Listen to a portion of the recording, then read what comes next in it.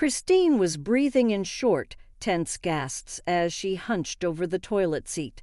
She kept her gaze fixed on the pregnancy test stick for a few seconds while she steadied her hand and dipped it into her stream of pee. She pulled out the stick and set it on the edge of the toilet seat after what seemed like an eternity, but was actually just a few seconds.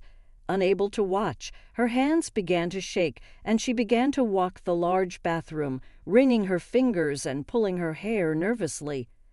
Although she was making a concerted effort to keep her expectations down, a desperate part of her kept thinking that this may be it. This may be the baby after 4 years of trying. She kept pacing, trying hard not to look at the stick until there was enough time for the findings to be available. She would either experience her greatest miracle or tragedy as a result of this pivotal time. She closed her eyes firmly and clenched her hands together, hoping that this moment wouldn't end in tears as many others had. After enough time had passed, she stopped pacing and walked slowly toward the stick. With one deep breath, she glanced down at it, her heart almost stopping, when she saw only a single line negative, always negative. Her eyes darted to the reflection in the mirror, and for a moment she didn't react. Seconds later, the pain took hold, and she groaned from deep within her chest, her head hanging as she sank to the floor, unable to support her weight anymore. She tried to cry out the pain she desperately wanted to, but tears didn't come. The pain was like a fist squeezing her heart, and she almost stopped breathing, but still the tears didn't fall. "I did everything," Christine moaned, her head falling back against the toilet wall. "I did everything right." Truly, she did everything right. As a woman actively trying to have a baby, everyone thought they had the advice to give, and they freely gave it without boundaries. Christine took every one of them. When the usual way doesn't work, you start to find solutions in unrealistic ways. "Try eating more pineapple," one of her family friends said. It sounded like weird advice, but Christine took it in good faith.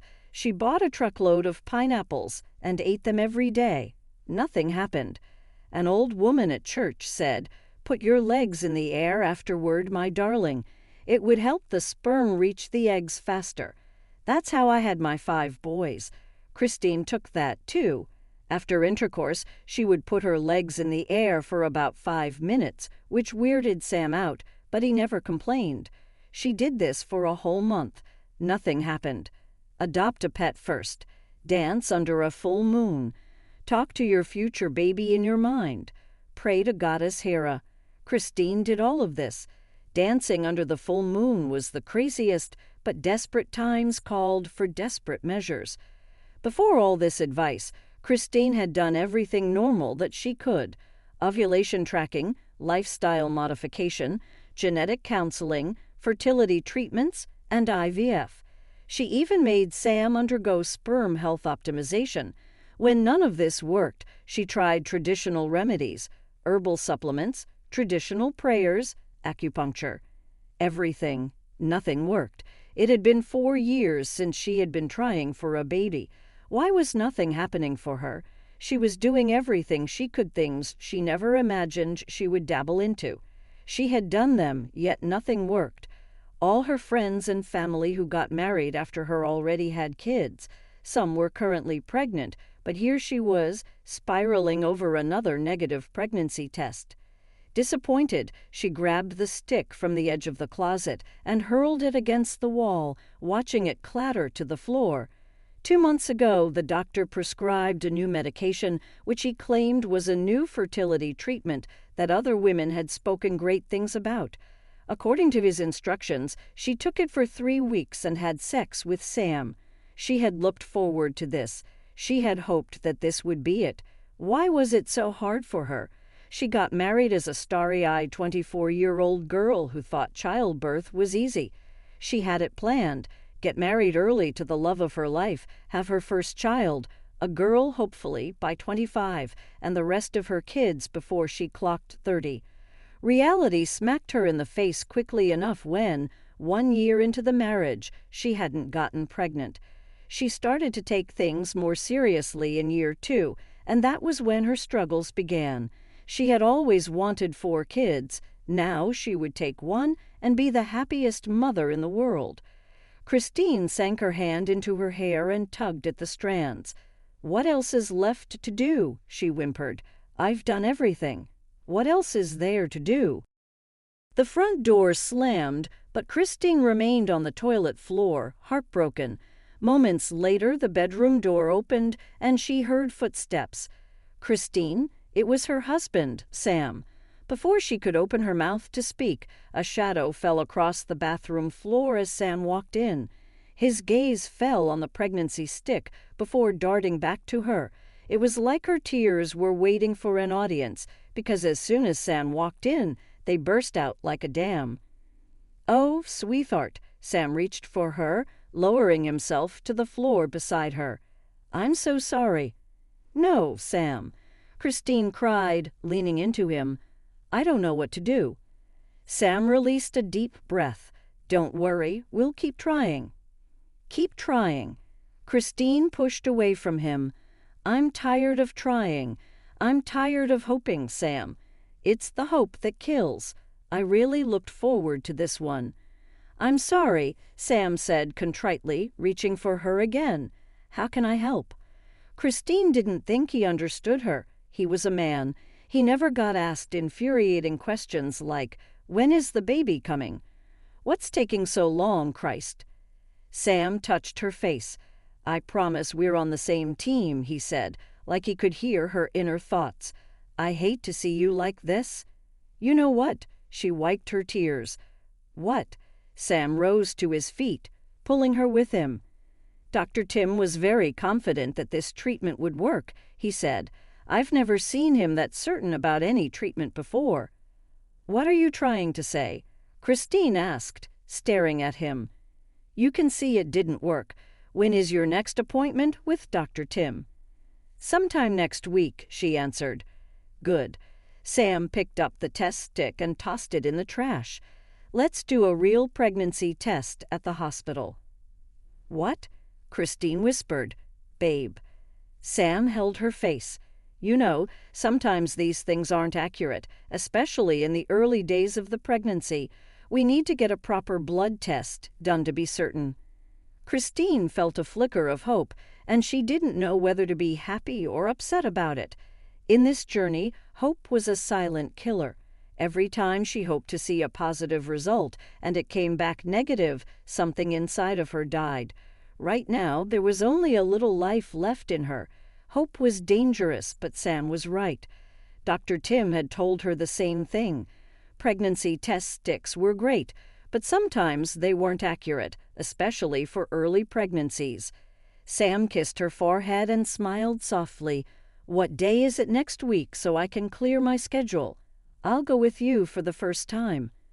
That night, Christine smiled. She didn't know how Sam did it. He was always cheerful, never showing disappointment at her. It was one of the things that kept her sane. "I'll have to confirm with Dr. Tim first," she answered. "Probably Tuesday or Wednesday." "You know what? Whatever day it is, I don't care. I'm going with you, okay?" Christine chuckled and wiped off the rest of her tears. "Okay." Sam was a branch manager in one of the popular bank branches in town.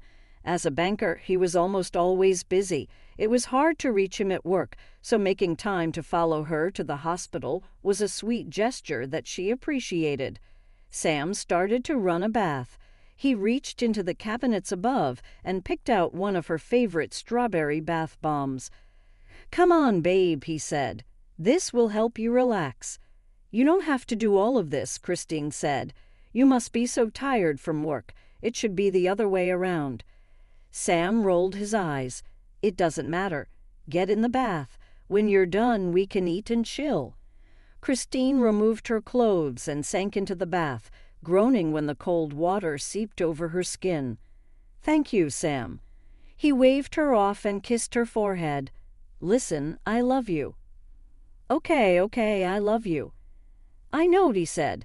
"Never forget that we're a team. We're fighting this together, not fighting each other." "Got it." "Good." He nodded and left the bathroom. Christine watched him leave with a lingering smile. She didn't know what she did to deserve Sam, but at least that was one thing in her life that she did right. She couldn't imagine going through this pain with another man.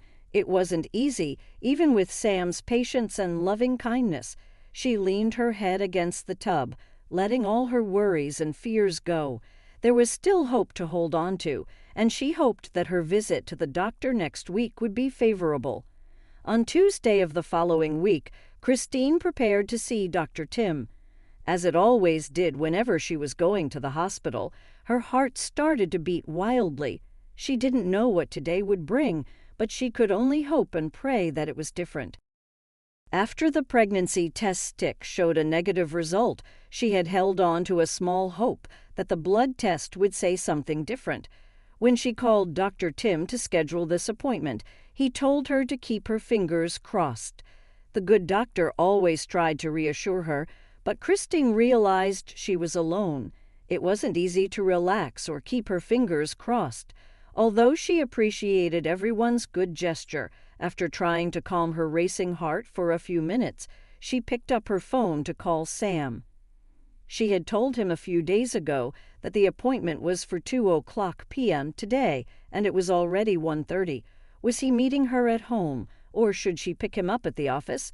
She called him twice, and when he didn't answer, Christine decided to drop by his office and pick him up. He had probably forgotten about the appointment due to work. One would think, as a branch manager, Sam had flexible working hours, but it wasn't so. He left home as early as 7:00 a.m. every morning and didn't return until 6:00 p.m. He always traveled for work and never had time to take vacations or breaks. He was working so hard for their family, and Christine wished she could at least give him one child to care for. They both had so much love, they needed a baby to channel this into. As she drove toward Sam's office, she forced back tears. This wasn't the time to cry, especially since she would meet Sam's staff and subordinates very soon. She needed to look her best. When she parked in the bank's garage, she quickly checked her reflection in the mirror, touched up her powder, reapplied lip gloss, and descended the car.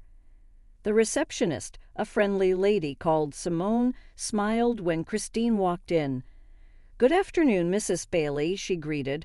"Long time no see. You look good." "Thank you, Simone, and so do you." Christine smiled. "I'm here to see Sam. Is he in?" "We have an appointment, and he's not been taking his calls." "Oh, please hold on." Simone picked up the phone, hit a few buttons, and put the phone to her ear. After a few seconds, she shook her head. "He isn't taking the call, but you can go right up," she said. "I haven't seen him leave all day." "Thank you."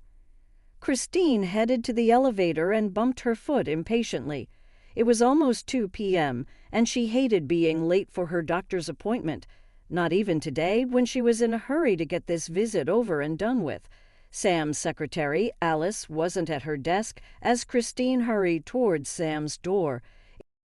She reached for some cotton pads in the cabinet above and wiped her face clean. When this was done, she dabbed her face with cold water. She was about to leave the bathroom when the bedroom door opened and Sam appeared. He looked haphazard, like he didn't stop to adjust himself before chasing after her. His buttons were still undone, and so was his zipper. His hair was rough, and Christine imagined Alice running her hand through it. As they stared at each other across the room, Christine's heart bled. Sam and Alice had looked so comfortable together. It wasn't the first time they were having sex with each other. Was that why he was always busy? Was that why he was never home? Whenever he went on business trips, he always went with Alice. Was this what they did there? She was so in love with Sam and had always thought he loved her the same way. She met him 6 years ago at an entertainment event, and they kicked it off. They both used to be super fun and outgoing, but that changed in the marriage. The pressure of infertility was too much. They barely had time for anything else. "I can explain," Sam said, holding his hands like he was trying to appease a child. "Just let me explain." Christine didn't react, and Sam floundered. It was just a casual fling, he said. I didn't mean for it to happen, babe. Casual fling? Christine asked. That's been happening for years.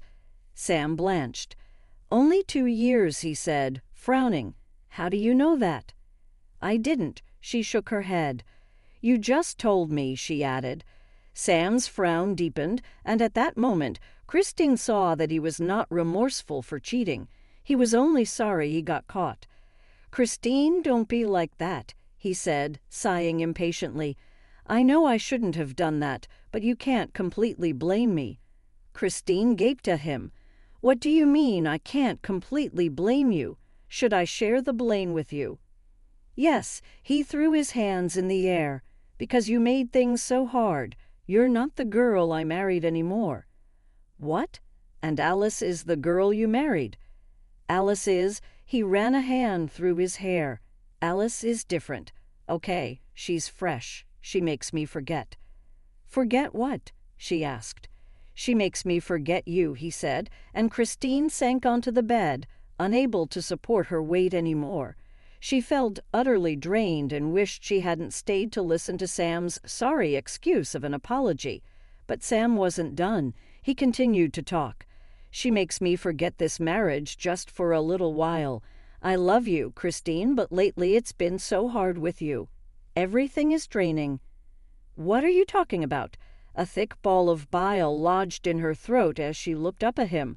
She knew she was setting herself up for clarification, but she wanted to know what she did to deserve this torment. Christine, you're always sad, he cried. You're always depressed. You make it so hard to live with you. Christine stared speechlessly at him. I needed to find peace, and I got it elsewhere. You should do a better job of making me happy, and I swear I won't look anywhere else. It's not like she's better looking than you. There's no reason I should be with her. If you were so unhappy and unwelcoming all the time, I cannot believe you, Sam. And Alice always looks so put together, he said. Maybe because she works. You just stay home all day. Because you told me to quit my job, Christine exploded. You told me to quit my job and focus on having a baby. She couldn't believe he was using this against her like this. When he brought the suggestion a year ago, she accepted it without complaints because it felt right. When she told her parents, they advised against it, but she didn't listen. And that's the freaking problem right there. Sam snapped. The baby, the baby, the baby. Everything is about a baby that you don't have. Oh God, he wielded his words like a knife, and it seared through her like butter. You're hyper-focused on the baby. You don't think about anyone else. Any time we have sex, it's boring because you're only doing it for the baby. We never have spontaneous sex. Everything has to be planned to perfection, and it feels like a chore. With Alice, it's spontaneous. It's passionate. He shook his head. Christine didn't believe he was still mentioning Alice in their argument right now. He didn't look like the Sam she knew. He looked and talked like a complete stranger. You know my struggles, Sam, Christine said shakily. How dare you say this to me? It's our struggle, he fired back. Our struggle? Christine laughed. You're not the one who gets asked silly questions, Sam. You're not the one who has to deal with the weird looks from your family. Apparently, it's not much of a struggle if you're sleeping with your secretary. I've told you we can adopt, he said. It's not a big deal. Christine laughed. It's that easy for you? I have no issues with adoption, but it's not that easy. You're not the one who will be called a failure. It's me. Sam rolled his eyes. You're being dramatic, he said. I've been the best husband to you. Christine, because you know you're the problem, right? What? She said. He sighed. I mean, if I wanted to, I could get another woman pregnant right now, but I've been careful. If it's not you, I don't want anyone else. The last hope died in Christine's eyes. It would have been so hard to work her way into forgiving Sam after what she saw, but she could have done it. But with all these things he had said to her, it was impossible to ignore those words. They hurt even more than the image of Alice and him stuck in her head. Without responding to him, she turned away and walked into the bathroom, locking the door behind her. Despite the urge, she didn't cry. She knew she would explode later, but she didn't want to give Sam the liberty of seeing her cry because of how much he hurt her. He began to bang on the door. Christine, come on, please. We can talk about this." She ran the tap to block him out, but her ears still strained to hear him above the water flow. "Christine, I have to return to the office right now," he said. "When I come back, we will talk." She didn't respond, and only when she heard the bathroom door slam did she relax. Christine didn't sleep a wink through the night. She had locked herself in the guest room last night, and even when Sam returned from work, she didn't see him. He had banged and knocked on the door, but she said nothing to him. She had heard enough. Everything he said was engraved into her heart, and there was no taking it back. Through the night, she kept tossing and turning, and it wasn't until the early hours of the morning that she made her decision. She was devastated, and it was the only way to cope with such heartbreak. She called her parents and finalized things with them at 4:00 a.m. She got up and bought a ticket to go home. When it was almost 7 a.m., Sam returned to her door. "Christine," he knocked. "Come on, baby, please. I miss you." Christine didn't move. She remained on the bed, her heart pounding. She was starting to harden her heart towards him. But it was hard because he was someone she had a lot of affection for. "You're being a baby," he snapped. "We're adults. Why can't you come out and let's talk?" Then he paused again, waiting to hear her response. When she didn't respond, he sighed. "I'm off to work, babe. See you when I get back." Off to work. More like off to Alice.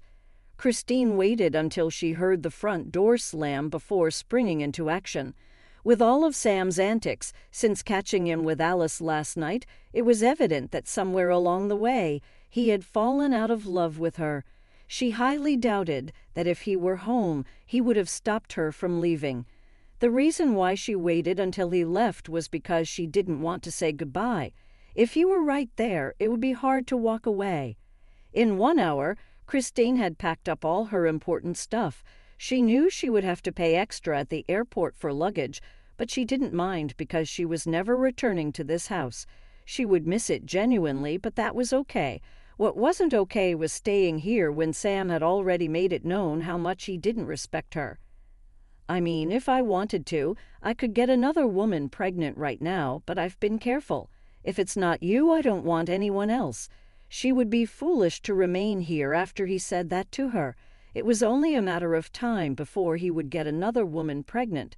She waited for her Uber on the front porch, and when it arrived, she thanked the driver as he helped her store her luggage in the trunk before they left. Christine turned and took one last look at the house, and this time tears brimmed in her eyes. This was a very huge step to take. Was it the right one? But she didn't give herself time to doubt. She got into the back seat. "Let's go." As they drove away, she didn't look back again. There was nothing to look back at. Her hometown was the opposite of where she was coming from. It was a small, quiet town where nothing much ever happened. But right now, Christine found solace here. It had been 2 weeks since she arrived home, and she still cried every night. Her suffering seemed to increase now that she was away from Sam. It wasn't necessarily because she missed him, but because she felt like a loser. Here she was, childless and now without a husband.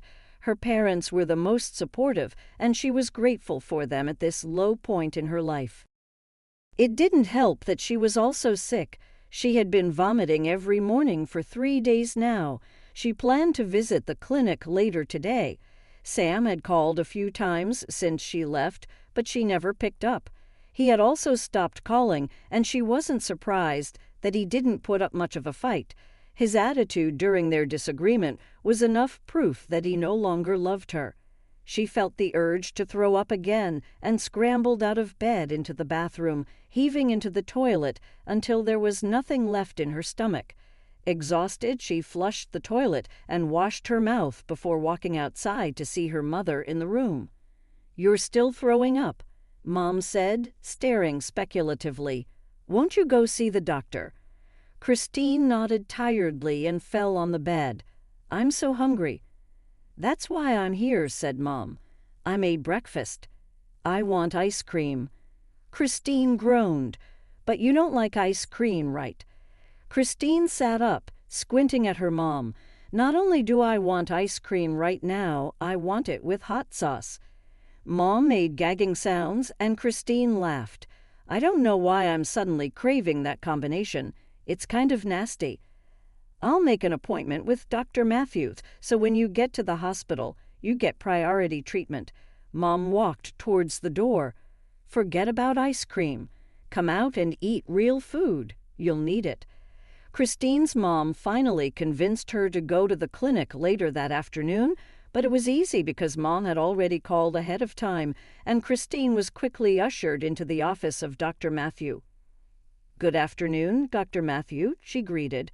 "Thank you for taking the time to see me." "Welcome, Miss Christine," Dr. Matthew laughed. "How can I help you today? Your mom said you have some complaints." "For a few days now, I've been feeling a little nauseous and vomiting. There's also constant headaches and dizziness." "Okay," the doctor nodded. "We have to take a blood test." He said a pregnancy test as well. Christine almost laughed when he said he had to take a pregnancy test.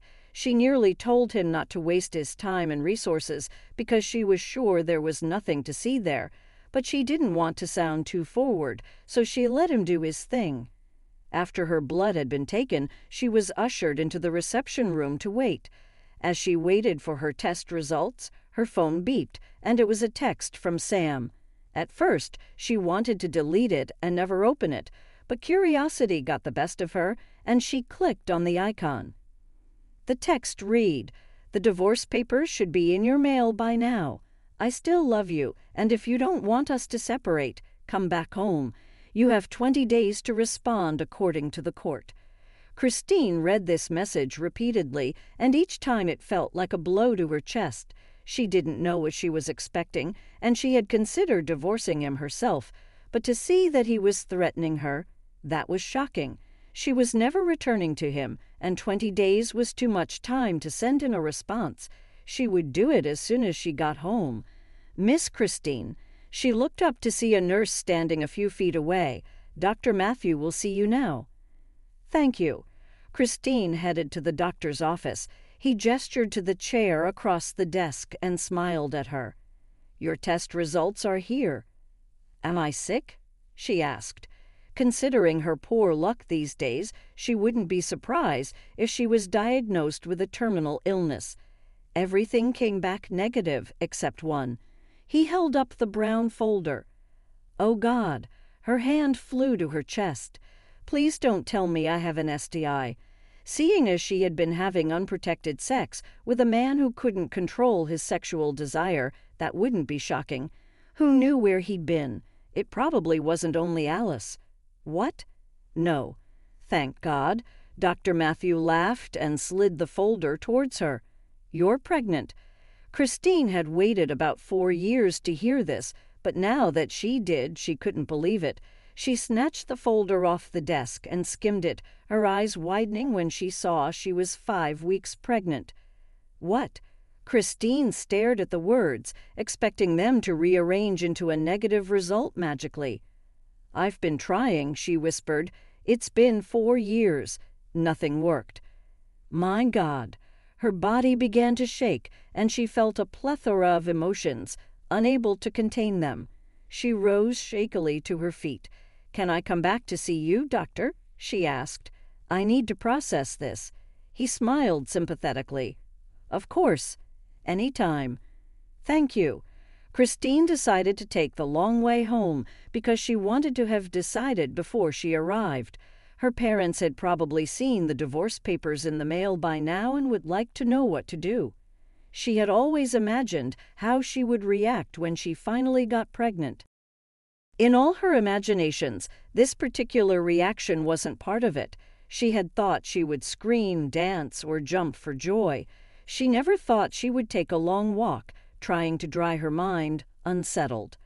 Imagine she hadn't caught Sam cheating. Imagine she had gone to his office that day and he was working like he was supposed to. Then he would follow her to the doctor, and her pregnancy would be confirmed. Their joy would be restored, and they could live happily ever after. But that wasn't the case. She had seen him, and now divorce papers were waiting for her at home. She was so mad at him that she couldn't take out this baby, but the thought of doing that was like a knife stab to her broken heart, and she knew she could never go through with it. She had waited so long for this child. It didn't matter whether Sam was in her life or not. She would care for the baby. Although she hurt for what could have been, she didn't want him back, nor did she want him anywhere near her and the kids. Christine froze on the sidewalk. She hated the nickname Chris, and only one person called her that to annoy her. He had been calling her that since she was 10 and he was 12. His name was Stan, her childhood friend. She whirled in the direction of the voice, her eyes widening to see Stan standing, a soft smile on his face. He looked different in the best way possible. His hair was cropped short, highlighting his face and aristocratic jawline. She had always secretly admired his stirring jawline, even though she teased him for it. He looked very handsome and more mature than ever. Her heart skipped. "Chris," he said, taking a step forward. "It's been 6 years," he said. "Yes." "Come here." He opened his arms, and Christine ran to him, laughing. They embraced each other, laughing and talking over one another. "I've missed you, Stan," Christine said genuinely. It was the first time she had laughed in days. "Thank goodness you've grown into your jaw." Stan threw his head back and laughed hard. Then he grabbed her shoulders and held her at arm's length. "First of all, Christine, you look beautiful as always." He had always told Christine she was beautiful, but it still made her toes curl. "Thank you. Now tell me, what's wrong?" Her eyes widened. Stan had always been able to read her like a book, but it's been 6 years, and there was no way she was still an open book to him. "Nothing is wrong. I was just taking a stroll." Thankfully, the result folder in her hands didn't have the hospital stamp. "Come on," he rolled his eyes. "I know you very well, and you look exhausted." Not from strolling in the sun. Christine pulled away from him, bile forming in her throat. It had been 6 years since she last saw Stan. He looked like he was doing very well for himself. How could she tell him everything wrong with her life when she was supposed to be doing great? "I've got to go," she said hurriedly, turning away. "Christine," Stan pulled her close. "It's okay, we can." "It's not okay," she cried, tears falling down her face. "It's not okay." Stan swiftly pulled her into his arms and led her towards the back of the complex. She didn't realize they'd been standing in front of a shopping complex. There was a private area at the back, and Stan led her inside, shutting the door behind him. "Talk to me," he said. Christine didn't talk to strangers or old friends about her struggles, but there was a softness in Stan's eyes that was new to her. She told him everything, including Sam's infidelity and the pregnancy news. When she finished, he nodded and held her close. "It's okay, Christine," he said. "Don't punish yourself for another person's sins. You did nothing wrong. He should have been there for you, not accused you of pulling back when you were in pain." "I want a divorce too," she answered, feeling much lighter. She could finally breathe well, and it seemed her head got clearer. She didn't regret Stan at all, even though she had just met him again a few minutes ago. It felt like time had not passed between them. They had already fallen into their old friendship pattern. "What about the baby?" he asked. "I don't want him in the baby's life," she said. "I want him completely gone from our lives." Stan leaned back in his seat and observed her. "That may be a little difficult." "Why?" "In legal proceedings, they deal with facts, figures, and deeds, not emotions. As long as you keep the baby, Sam will always be in your life." Christine lowered her head and gently touched her stomach. "I've been trying for 4 years for a baby, Stan," she said. "What do I do?" "Keep it," he said. "You don't have to return to Sam, but this baby is your miracle. Don't lose it because of him." His words sank deep, and Christine smiled. "Yeah, you're right. Thank you so much, Stan." 2 days later, Stan took her to an attorney for consultation. She was a friendly middle-aged woman named Linda, and Christine felt comfortable as soon as they walked into her office. They had already called her beforehand, so when they walked into the small professional office, Linda smiled. "Welcome, Stan. How are you? Long time no see." She turned to Christine. "Good afternoon, Miss Christine. Please have a seat." "Thank you." As soon as they were seated, Linda went straight to business. "I understand you've briefed me on the phone, but can you tell me more about your situation? What are our main concerns for this proceeding?" Stan squeezed her hands and she smiled in appreciation. "As I said, my husband served me divorce papers 2 days ago. We've been married for 4 years and we couldn't have kids. Sam moved on. I caught him with his secretary 2 weeks ago. I feel like he abandoned me because I couldn't have kids." "Does he know you're pregnant?" Linda asked. "No, I haven't contacted him since he sent me the text about the divorce papers." Christine leaned forward. "I don't want him in my life anymore. Is it possible that I don't tell him about the pregnancy?" Linda sat back in her seat, her face drawn into a thoughtful expression. "Transparency is essential in this case," she answered slowly, "and we cannot completely hide it because he will find out soon enough and might contest for custody, which will put us at a disadvantage." Christine sighed. "Is there anything we can do?" Stan asked. "Sam really hurts her and doesn't want him in her life." "We could delay announcing the pregnancy," she smiled, "not hiding it completely." "What does that mean?" Christine asked. "For now, we can focus on the divorce terms and secure a favorable settlement before adding the element of pregnancy." "I don't want his money," Christine spat. "Yeah, but it's your right," Linda answered, "and that's why I'm here. My priority is to protect your rights and secure a stable future for you and your child. We'll plan our approach carefully and be prepared for any developments. But first, we need to respond to the divorce petition and start the process." "Thank you," Christine said, feeling relieved.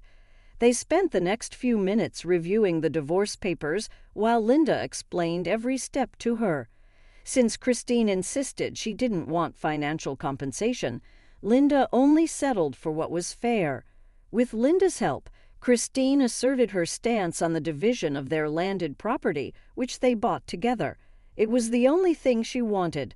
She reminded Linda that she wanted the divorce settled efficiently and without delay. "I'll cover preliminary negotiations with Sam's attorney from here on," Linda said. "I'll also prepare for potential custody issues, because trust me, they'll surely come. But don't worry, I have it under control." 2 hours later, Christine signed the response, and it was sent out. "How do you feel?" Stan asked as they left the attorney's office. Christine sighed, relieved. "I feel good, but also apprehensive." "Why apprehensive?" "I don't know. I wish I could wipe out Sam from my life's story, you know." "Don't say that." Stan led them to his car. "You once loved him and gave him your all. He will always be a part of your story. But if you continue to look back, you won't move on. When did you start sounding so smart?" Christine teased, touched by his words. Stan laughed. "I've literally always sounded like this." "Sounds like you're just starting to see me," Christine said, meeting his soft gaze.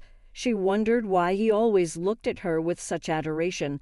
She came with a lot of baggage, and he had never once made her feel like trouble. "I'm so hungry," she said awkwardly. "Let's go get something to eat." Stan smiled. "I know a place."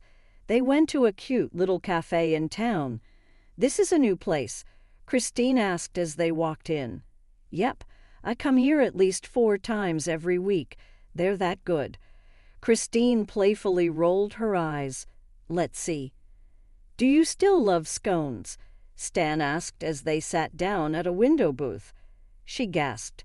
"You still remember my love for scones?" Stan scoffed. "I remember everything about you," he said. "How could I forget?" Their gazes met again, and Christine's breath ceased in her throat. Thankfully, the waitress came, and Stan looked away to talk to her. It was true that time flew when you were having fun, because Christine didn't notice how much time had passed until she could barely see 2 feet in front of her. Stan escorted her back home, and she waved him goodbye at the door with a shy smile.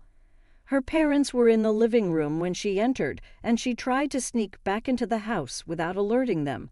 But her mother caught her right when she neared the hallway. "Darling, you're back," Mom said.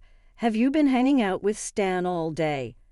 "We were at the attorney," Christine answered. "All day?" Dad quirked his brows. Christine rolled her eyes. "I'll be down in a few minutes," she said, hurrying down the hall.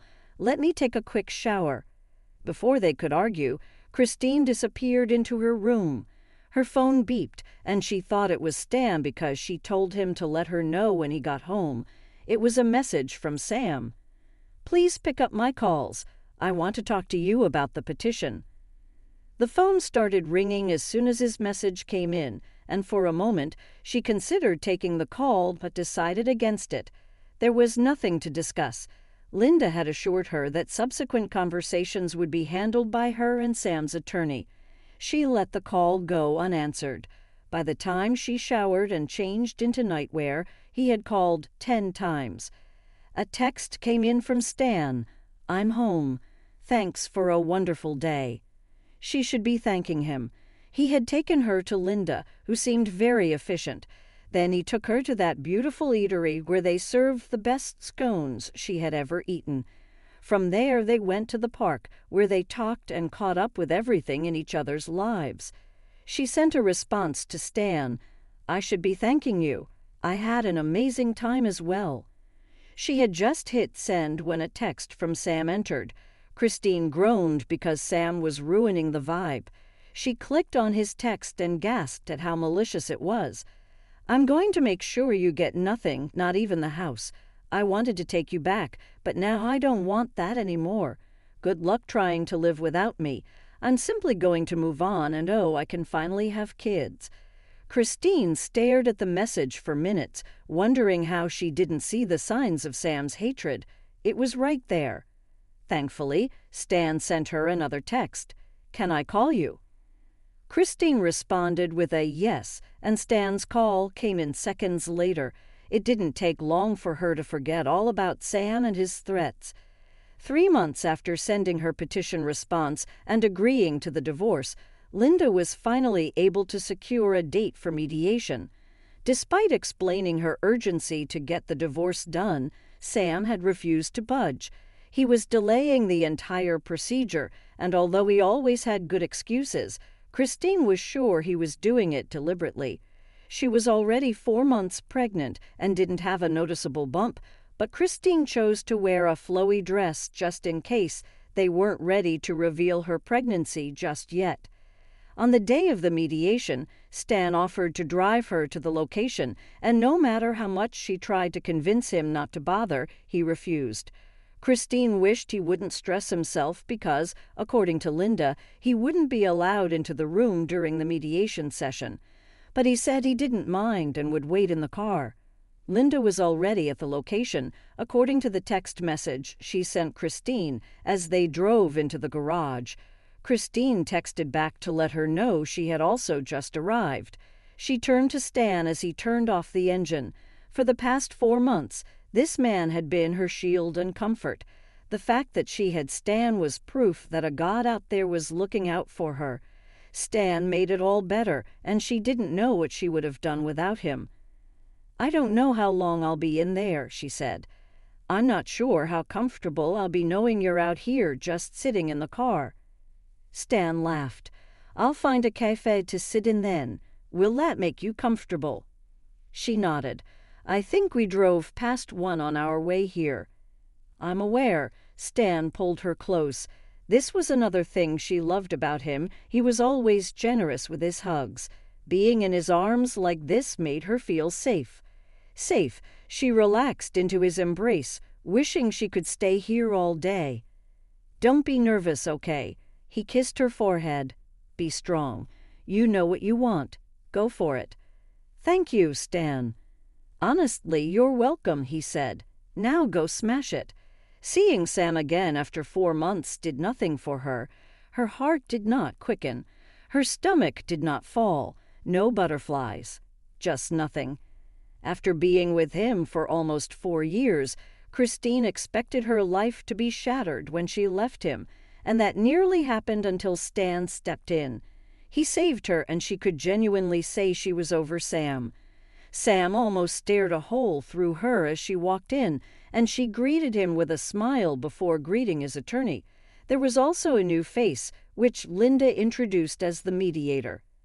Good morning, everyone. The mediator started when they settled. My role is to facilitate a discussion to help you reach a favorable agreement. Everything we discuss here is confidential, so please feel free to discuss openly. Thank you, Christine said. I don't want this to last longer than it needs to. I need this divorce settled like yesterday, but Sam seems to be delaying this for some reason. My priority is to retain the house.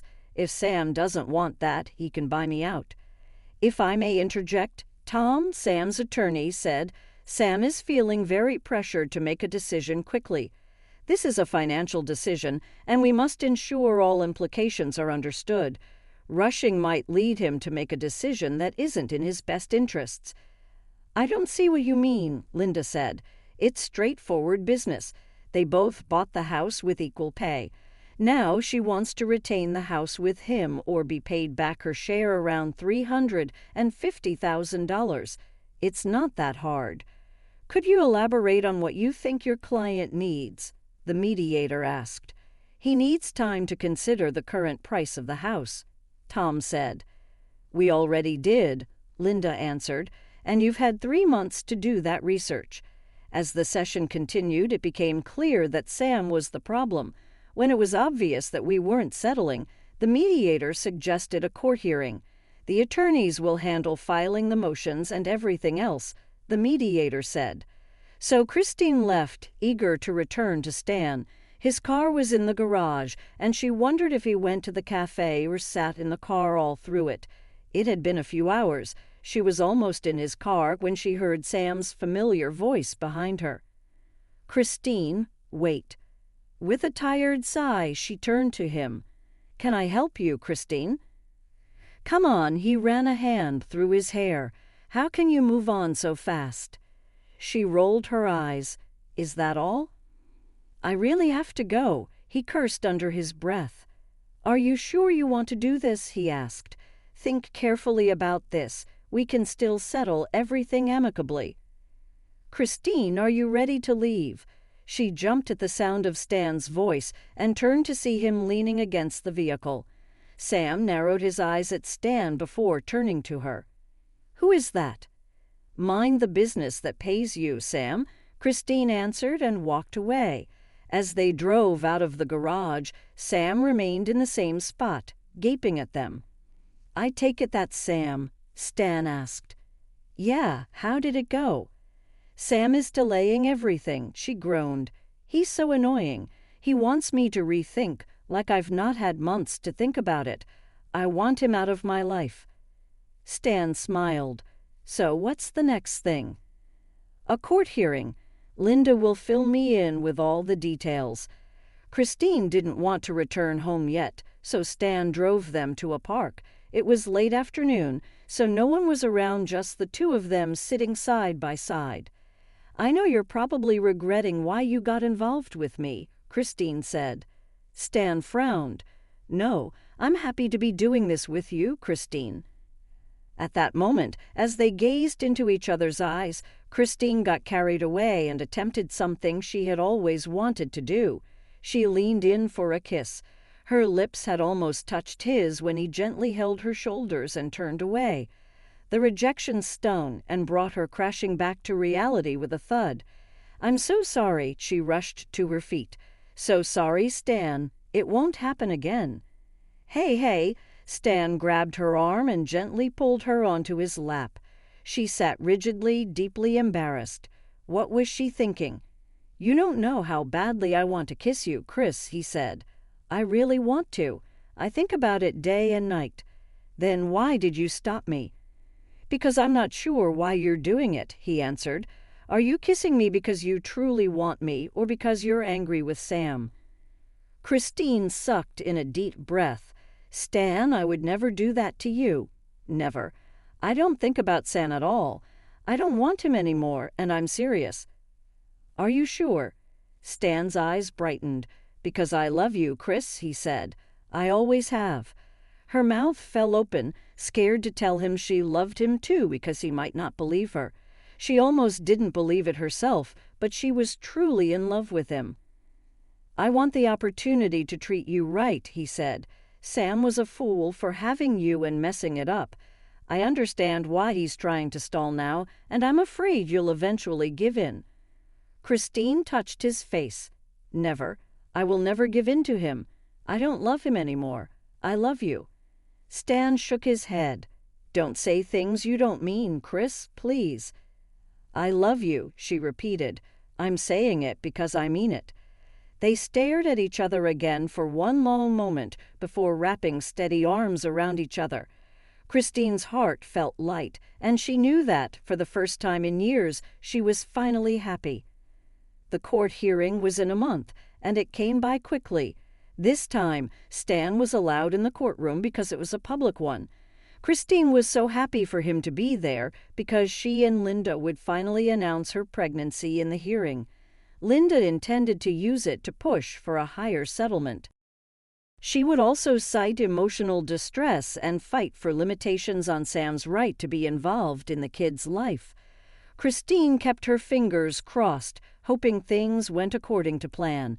If she never saw Sam again, it would be too soon. She was truly in love with Stan and wanted to spend her life with him without interference from Sam. The judge came in and the hearing started. "Court is now in session," the judge said. "We are here to address the outstanding issues between Sam and Christine. I understand that mediation did not solve these issues. Please, counselors, proceed with your presentation." Tom stepped forward. "Thank you, Your Honor. Christine seeks to retain the house or be offered a buyout, as my client can't share the house with her. We have agreed to pay her $350,000 as requested." It looked like someone had finally talked some sense into Sam. The judge nodded at Tom and turned to Linda. "Present your case." "Certainly, Your Honor," she stepped forward. "While we acknowledge Sam's offer, it isn't going to cut it for us anymore. We now request $400,000. This should be done quickly so my client can move on with her life." Tom frowned. "Yes?" Linda smiled at him. "Because my client just found out that she's pregnant." The courtroom fell silent for a few seconds until Sam loudly gasped, "Christine." He tried to approach her table, but the stern look of Tom and the judge stalled him. "Oh, God, I can't believe this," he turned to the judge. "Please, I don't want to do this anymore. I don't want the divorce." "What are you trying to say, Mr. Bailey?" the judge asked. Tom stepped forward. "My client requests that the court grant him more time for reconciliation before the finalization of the divorce." Christine was distraught when the judge granted Sam 6 weeks. She couldn't believe she'd be stuck with him for another 6 weeks. It was annoying. When the judge left, she hurried back to Stan, whose arms were wide open to receive her, but Sam stopped her. "Christine, please wait." Irritated by his incessant antics, she turned to him. "What?" "Can we talk?" They were still standing in the courtroom, with their attorneys several feet away and Stan behind her. "I didn't want it to get to this," Sam whispered, his eyes rimmed with sadness. "I served you the divorce papers to scare you into returning to me. I can't believe you accepted it. Please, let's get back to our senses and resolve this." Christine turned to Stan and gestured for him to come closer. He was eyeing Sam angrily, and she guessed Sam's only saving grace was that they were in the courtroom. "Sam." Christine took Stan's hand, entwined their fingers. Sam's eyes widened. "This is my boyfriend, Stan," she said. "It's barely been half a year since we separated." Sam frowned. "And you're already dating? You never loved me, Christine." Christine chuckled. "Going by your ideology, you also never loved me," she said, "seeing as you were sleeping with your secretary for 2 years while still married to me. Please forgive me." "Please." Sam reached for her arm, but Stan stepped in between the both of them. "Don't touch her. Get out, man." "How dare you?" Sam fired, but Stan maintained his cool. They left a furious Sam behind and headed to the car. "Are you okay?" Stan asked, helping her into the car. "More than okay," she laughed. "Let's go home." Instead of taking her home, Stan drove them to the park again. This was fast becoming their favorite spot. As usual, no one was there, just the two of them. "Thank you for being there with me today." Christine hugged Stan. "I love you." Stan gasped. "Look over there," he said, pulling away and pointing at something behind her. Christine looked, but there was nothing behind her. When she returned her attention to Stan, she almost fell off the bench. Stan, tears stinging her eyes, was on one knee before her, an engagement box open to reveal a beautiful ring. She blinked at the ring before looking into Stan's face. "Will you marry me, Chris?" he asked, his eyes full of love. "Please, I love you, Chris. I want to do right by you and your child." "But how?" Christine asked. "I know we've done all we can, but Sam will forever be in my life. Can you?" "My focus is on you," Stan said, "and I'm going to keep it on you. I don't care what comes after, as long as I have you." "Stan." Christine burst into tears and hurled herself at him. He softly put the ring on her finger and kissed her hand. "Yes, I'll marry you." "Thank you, Chris." He kissed her shoulder. "Now let's do this together." For 6 weeks, Sam called daily, crying and begging Christine on the phone, but she was done. Her mind was made up, and her sights were set on her future with Stan.